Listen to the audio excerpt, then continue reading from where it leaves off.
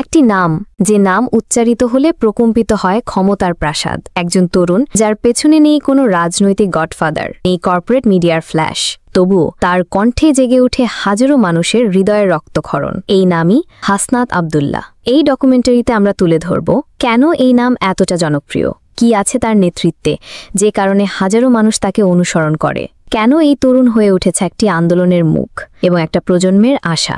হাসনাত আব্দুল্লাহ এক সাহসী নাম, যিনি বৈষম্য বিরোধী আন্দোলনের কেন্দ্রীয় মুখ। বিশ্ববিদ্যালয়ের একজন সাধারণ শিক্ষার্থী হয়েও তিনি অসাধারণ হয়ে উঠেছেন ছাত্র রাজনীতির এক নতুন দিকপাল হিসেবে। এই প্রজন্ম যখন হতাশ, বিভ্রান্ত ও বিভক্ত, তখন হাসনাত যেন এক আলোকবর্তিকা। কোনো দলীয় পরিচয় নয়, কোনো স্বার্থান্বেষী প্রচারণা নয়, শুধু একজন মানুষ যার আদর্শ সবার জন্য সমান সুযোগ, সবার জন্য ন্যায্যতা। 2018 সালের কোটা সংস্কার আন্দোলন ছিল বাংলাদেশের ইতিহাসে অন্যতম প্রভাবশালী ছাত্র আন্দোলন। এই আন্দোলনের মাঝেই উঠে আসে কিছু নতুন মুখ, যাদের মধ্যে হাসনাত আব্দুল্লাহ ছিল সবচেয়ে দৃঢ়, যুক্তিনিষ্ঠ এবং স্পষ্টভাষী। কেন এই আন্দোলনে হাসনাত আলাদা হয়ে উঠলেন? তিনি শুধু দাবি তোলেননি, তার দাবি ছিল যুক্তি নির্ভর। তিনি অন্যদের মতো চিৎকার করেননি, বরং কথা বলেছেন যুক্তি দিয়ে, সাহস দিয়ে। তার নেতৃত্বে আন্দোলন হিংস্র হয়নি, হয়েছে ঐক্যবদ্ধ। হাসনাতের জনপ্রিয়তা শুধু আবেগ বা ভাইরাল হওয়ার মধ্যেই সীমাবদ্ধ নয়, তার ভেতরে আছে একটি স্পষ্ট আদর্শিক কাঠামো।